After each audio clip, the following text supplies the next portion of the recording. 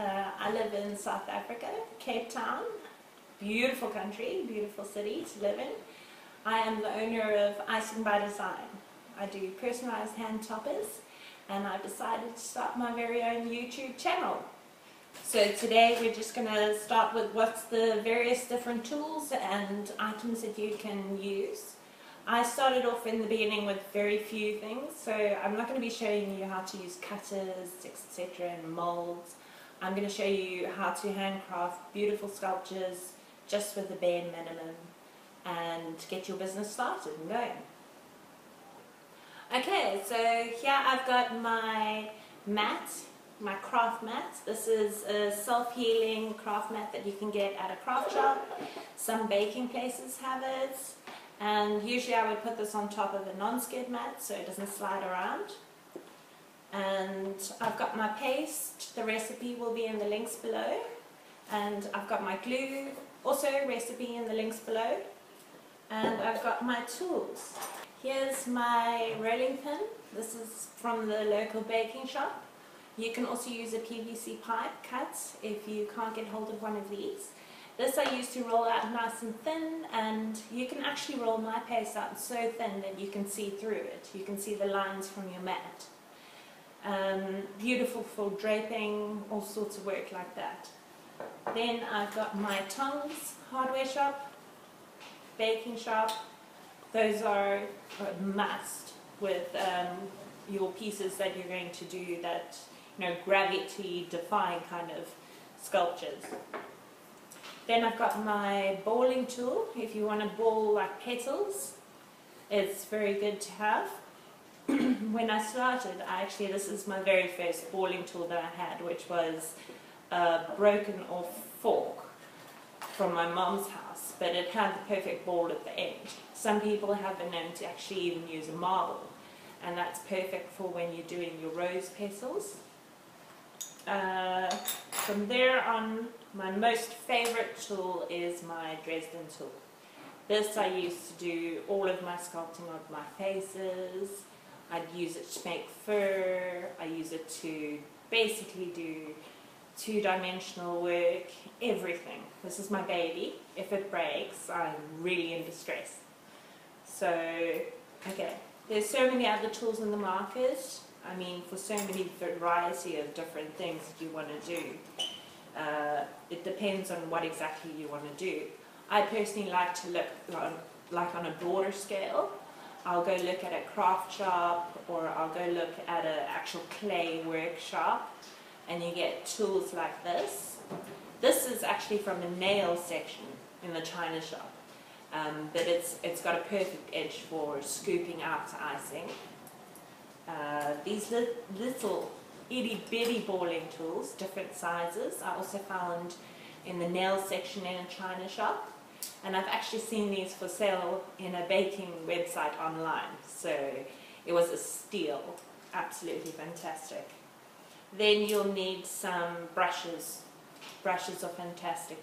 The quality of the brushes at the china shops is so good. The bristles are so soft that you can definitely use them.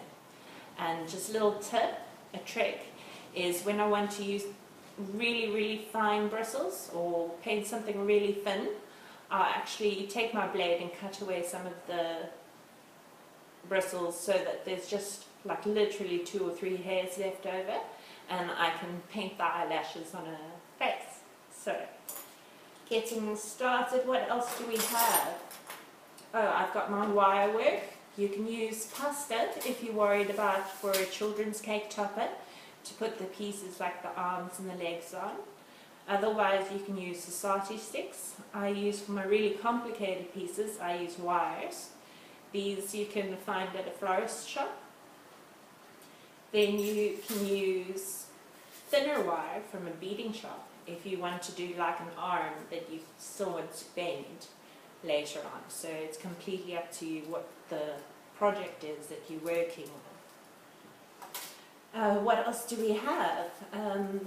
Yeah, I've got some paste. In the comments below you'll find a recipe for the paste that I use. Sometimes a little bit heavy-handed with the CMC, and this gives me a really rock-hard paste. and then I'll break off a piece of that and mix it with some soft fondant. So basically this is fondant, CMC, egg white, and Holsum. Holsum is a vegetable fat. I don't know the different brands around the world, but over here we call it Holsum. Then I've got my own glue. I do my own glue, just a little bit of, you know, cost saving, and I mix CMC with water. This way I can have it either nice and runny, or I can have it thick like a craft glue. There we go. It doesn't go off. Perfect to use. You can also store your Holsum and your glue in these little containers, which you can get from your local plastics shop. Okay, I've got Foamolite over here. This is what I usually use if I'm going to do a standing figurine. I would put my wires or my sticks or my pasta into this, and then I would work from the bottom up. So this is perfect to use for that. You can even use Oasis and cover it with foil, which also works really, really well. Okay, then we get to a variety of colors. I use gel colors to color my figurines, and I use the Rolchem products, the concentrated colors. You can check out their website or their Facebook page. Also in the links below. Rolchem, brilliant, brilliant. You can use their products for shading your work as well. It's kind of like dusting your figurine and bringing it to life. Right, so that's everything that we needed to know about getting everything ready to start with these videos that we're going to be doing in the coming weeks. And I'm really excited. I'm excited to share knowledge with you. So subscribe to my channel and give us a like over here, yes. And go have a look at my Facebook page if you want to see the kind of work that we're going to be looking at. The link will be below, so just go have a look over there. And yes, let's get this party started.